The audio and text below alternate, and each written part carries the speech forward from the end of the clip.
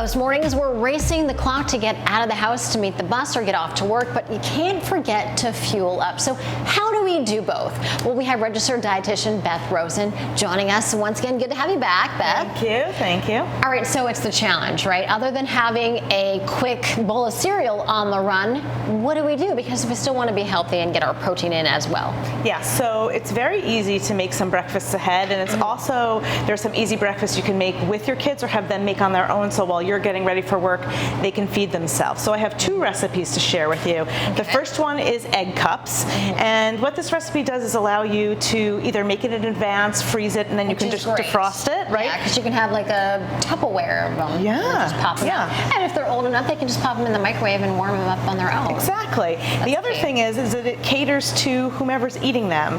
So you can make them plain, you can make them vegetarian, you can make them with meat, you can make them gluten-free and not put any, things in it that would make it have gluten in it. You can make it dairy-free if you want, or you can have it all and put them in. All right, well, let's get started with that one. Okay, so depending on the size of the family would be the amount of eggs you choose. Right. So this morning we're doing 6. My family's gotten smaller. My son went off to college, so we make a little bit less. So we whisk the eggs together like that, and then we add these about a half of a cupful to each tin, so 6 of them. So we fill them about 6 of the way up. You have to spray or grease these first? Yep. Yeah. In a greased pan, muffin pan, and you heat your oven to 350, and then you chop some vegetables, some sausage if you'd like, and then you add into it whatever you'd like. Whatever you want, right? So you could do some tomatoes, spinach, peppers. Right. This is feta, so I like to do some Greek ones.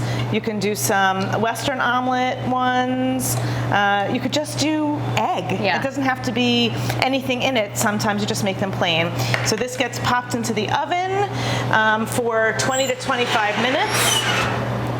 And then by the magic of television, you have some that are already done. Egg cups. Yeah. I love this because you could literally put anything in it. If you've got like taco meat left over, or if you've got sauteed spinach or asparagus from last night's dinner, just chop it up and drop it in, right? All the leftovers. You could chop up potatoes. Anything can go in here. And you know how much goes to waste every single year.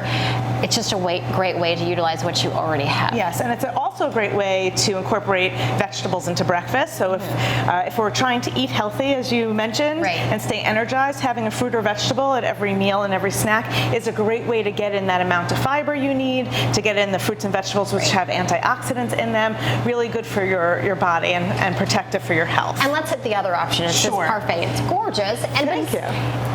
This looks like something you'd get at Starbucks, but this is actually really easy to make at home. Yeah, so this is a great tip for little kids. This happens to be glass, but you can buy plastic ones.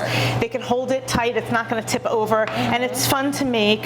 You can use real dairy yogurt. You can use plant-based yogurt for people who have dairy issues, lactose-free yogurt if people are lactose intolerant, and it's really just about spooning and layering, and depending on what you want to add, you add in. So I have cut up blueberries and cut up strawberries, well, not cut up blueberries, strawberries, and some granola. And like you said, you can just tweak it to whatever your dietary needs or restrictions are. Yes. And that's really something that you specialize in, right? Yes. So what I do is I work with people who have digestive disorders for the most part. So whenever I'm creating a recipe, I consider what can somebody with irritable bowel syndrome eat? What can somebody with celiac disease eat? And a lot of times you can make this for your family, but it's also convenient to those people too, and they can have a quick breakfast as well. And I also love your non-diet wellness too. Yes, so I take the focus off of weight because weight doesn't necessarily equal health.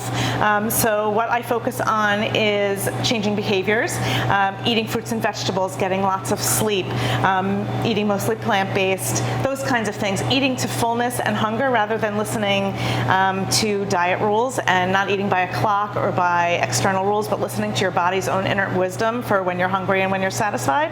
And doing those things really takes care of your body. It reduces stress. It improves body image. So these are great ways to sort of take care of your body besides just the food you eat. And these were great ideas. All the information is going to be on our app. So thanks once again for being with us. Good to see you. Thanks for having me. All right, guys, back down to you.